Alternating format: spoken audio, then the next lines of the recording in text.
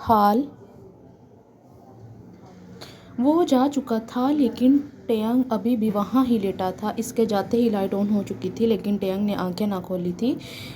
इसका दिमाग अभी तक सोचने समझने से कासिर था। खाना वहीं पड़ा ठंडा हो चुका था। खाना वहीं पड़ा ठंडा हो चुका था। मिस्टर किम उठो, फ़िहा मेडिसिन खा लो। क्यों नहीं तुम वक्त पे खाती? मिस्टर किम उठो, फ़िहा मेडिसिन खा लो। फ़िहा किम साहब, मुझे मेडिसिन की ज़रूरत नहीं है, मुझे मेरे टेयंग की ज़रूरत है, मुझे वो ला दें। नहीं तो मैं मर जाऊंगी, नहीं तो मैं मर जाऊंगी। जंकू कैसी बातें कर रही हैं आप मामा? जंकू कमरे में दाखिल होते हुए कहा। जंकू ने कमरे में दाखिल होते हुए कहा। जंकू कैसी बातें कर रही हैं आप मामा? जंकू ने कमरे में दाखिल होते हुए कहा। फ़िहा, जंकू तुम फिर नहीं लाए टेयंग को? फ़िहा जंकू को देखकर उठी और नज़र घुमा कर देखने लगी। जंकुक मामा, पुलिस अपनी पूरी कोशिश कर रही है, प्लीज़ आप परेशान नहीं हो, वो मिल जाएगा मामा। प्लीज़ आप परेशान नहीं हो, वो मिल जाएगा मामा। फ़िहा साहिबा, कैसे मिलेगा मेरा बच्चा? 10 दिन हो गए हैं इसको गायब हुए। कहाँ गया, कौन ले गया, कुछ नहीं पता चला। किस हाल में होगा मेरा बच्चा? फ़िहा साहिबा रोते रोते बेहोश हो गई। जंकुक फ़ौरन डॉक्टर को कॉल मिलाने लगा। फ़िहा साहिबा, कैसे मिलेगा मेरा बच्चा? 10 दिन हो गए हैं इसको गायब हुए। कहाँ होगा, कौन ले गया, कुछ नहीं पता। जंकुक बाबा, आप परेशान नहीं हो, सब ठीक हो जाएगा। जंकुक इनको तसल्ली देते वहाँ से चला गया। जंकुक बाबा, आप परेशान नहीं हो, सब ठीक हो जाएगा। जंकुक इनको तसल्ली देता वहाँ से चला गया।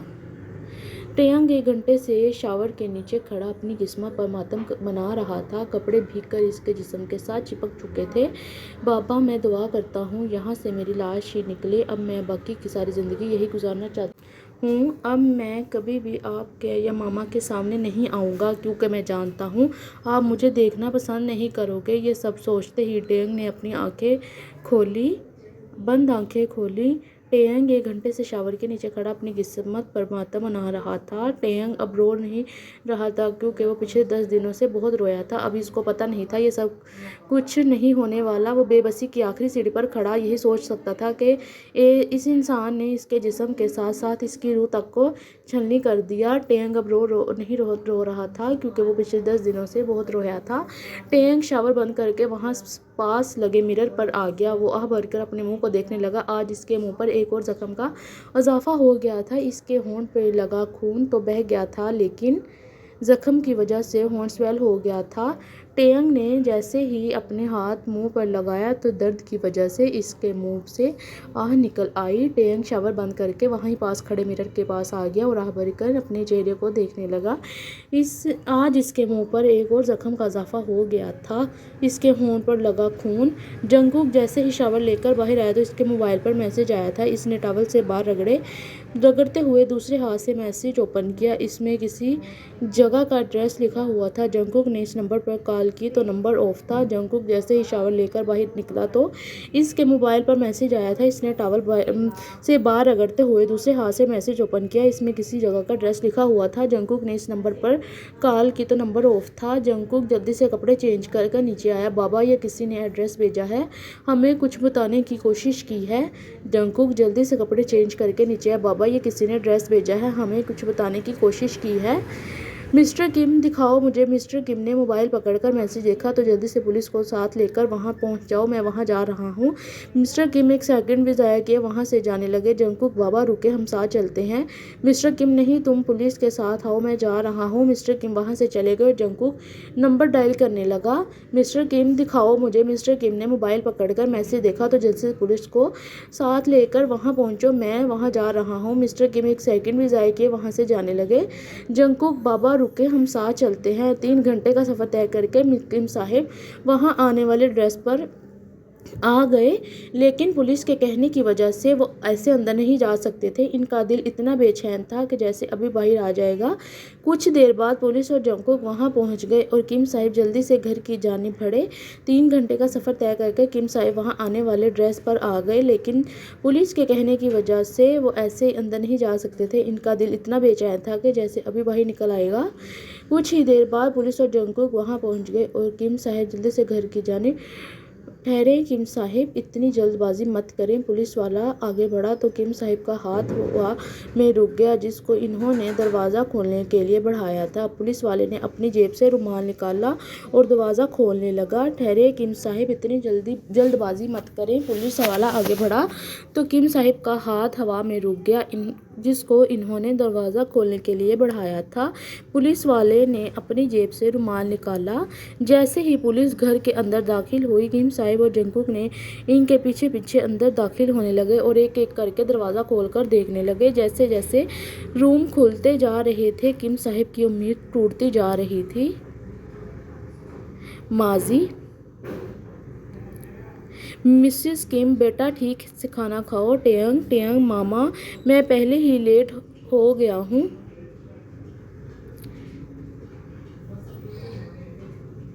मिसेस किम, बेटा रात को जल्दी सोया करो। सारी सारी रात तुम तो उल्लू की तरह जागते रहते हो, फिर तुम सुबह को यूनी के लिए लेट हो जाते हो। मामा प्लीज़, ड्राइवर अंकल से बोले गाड़ी निकाले बाहर। जंगकुक, चलो मैं छोड़ देता हूँ। जंगकुक हाल में आता हुआ बोला तो टेयंग का मुंह खुले का खुला रह गया। मिसेस किम, बेटा तुम नाश्ता नहीं करोगे। Jungkook, mama please, driver uncle से बोले गाड़ी बाहर निकाल दें। जंगकुक, चलो मैं छोड़ देता हूँ। जंगकुक हाल में आता हुआ बोला तो टेयंग का मुंह खुला का खुला रह गया।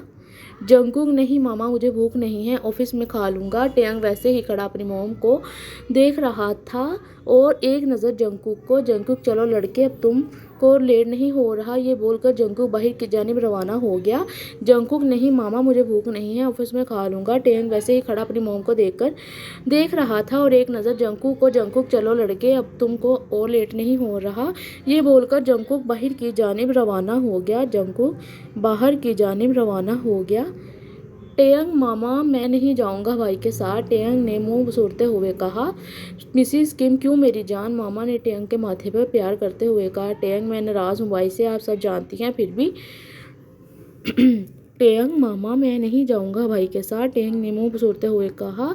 मिसेस किम, क्यों मेरी जान, मामा ने टेयंग के माथे पर प्यार करते हुए कहा। फ़िहा साहिबा, मेरी जान, तुमको पता है ना तुम्हारा भाई को इंतज़ार करना पसंद नहीं, अब बस जाओ जल्दी से वरना वो गुस्सा होगा। फ़िहा ने बहुत प्यार से टे को कहा और टेयंग गुस्से से पाँव जोर से ज़मीन पर मारकर बैग लेकर बाहर निकल गया। इसको देखकर वो मुस्कुराने लगी। टेयंग जैसे ही गाड़ी में बैठा, जंगकुक ने चला दी। जंगकुक, इतना वक्त क्यों लगाया? जंगकुक ने इसे देखते बगैर संजीदगी से पूछा तो टेयंग ने फौरन अपने नाखून दांतों के नीचे ले लिए। टेयंग जैसे ही गाड़ी में बैठा, जंगकुक ने चला दी। जंगकुक, इतना वक्त क्यों लगाया? जंगकुक ने इसको जंगकुक के पुकारते ही टेयंग ने अपना हाथ वापस गोद में रखा। जंगकुक, क्या तुम नाश्ता किए बगैर आए हो? जो नाखूनों की शामत आ गई। टेयंग, जंगकुक के पुकारते ही टेयंग ने अपना हाथ वापस गोद में रखा। जंगकुक, क्या तुम नाश्ता किए बगैर आए हो? जो नाखूनों की शामत आ गई। टेयंग, नहीं भाई, मामा बोल रही थी पहले नाश्ता ख़त्म करो, इसलिए लेट ही हो गया मैं। टेयंग, नहीं मामा बोल रही थी पहले नाश्ता ख़त्म करो, इसलिए लेट हो गया मैं तो भूल गया था कि टेयंग तो मामा की कोई बात नहीं टालता। टेयंग जानता था कि जंगकुक ये बात सुनकर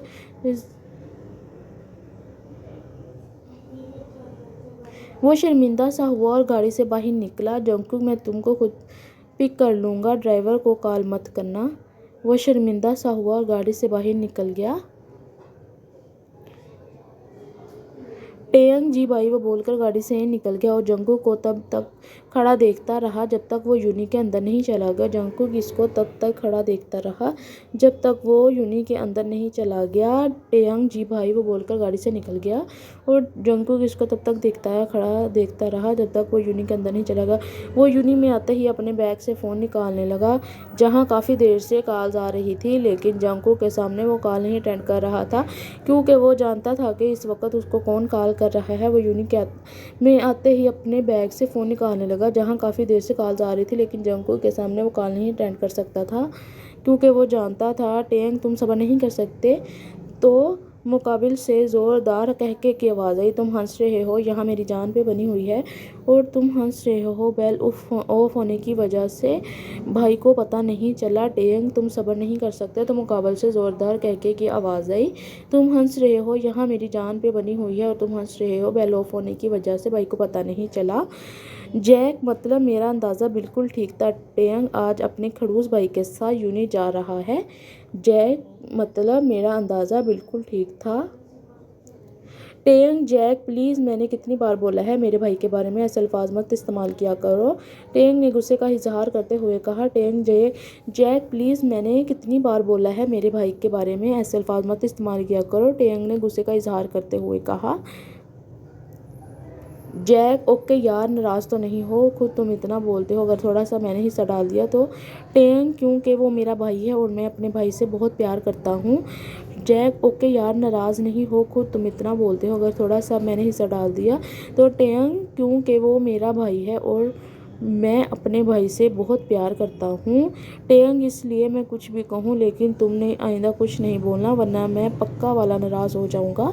टेयंग, इसलिए मैं कुछ भी कहूँ लेकिन तुमने आइंदा कुछ नहीं बोलना वरना मैं पक्का वाला नाराज़ हो जाऊँगा। जैक, अच्छा बाबा, अब बात तो सुन लो जिसके लिए मैंने इतनी कॉल्स कर रहा था। टेयंग, हाँ जल्दी बोलो, मेरी क्लास भी स्टार्ट होने वाली है। मेरी क्लास भी स्टार्ट होने वाली है। जैक, आज मैं मामा के साथ आऊँगा शाम में। टेयंग, तो इसमें कौन सी नई बात है? जैक, पहले पूरी बात सुन लिया करो। टेयंग, जैक ने नाराज़ होते हुए कहा और टेयंग मुस्कुरा दिया। जैक, आज मैं मामा के साथ आऊँगा शाम में। टेयंग, तो इसमें कौन सी नई बात है? जैक, पहले पूरी बात सुन लिया करो टेयंग, जैक ने नाराज़ होते हुए कहा। यार बोलो भी, तुम आज ब्लैक कलर का ड्रेस डालना। क्यों? टेयंग ने ढेरों मासूम चेहरे पर सजाते हुए पूछा। जैक, इसलिए कि मैं बोल रहा हूँ, आई समझ? यार वो तरीके से समझाओ, इतना गुस्सा क्यों दिखा रहे हो? ये बात तुम प्यार से भी कर सकते थे। प्यार से तुम्हें बात समझ आती भी कब है? प्यार से छोटी सी इल्तिजा की थी, इस पे भी इतने सवाल? ना तुम बाहर मिलने पे राज़ी होते हो ना घर। मुझे तो लगता है मैं अपनी छोटी छोटी ख्वाहिशा दिल में लिए मर जाऊँगा। प्यार से तुम्हें समझ नहीं आती। प्यार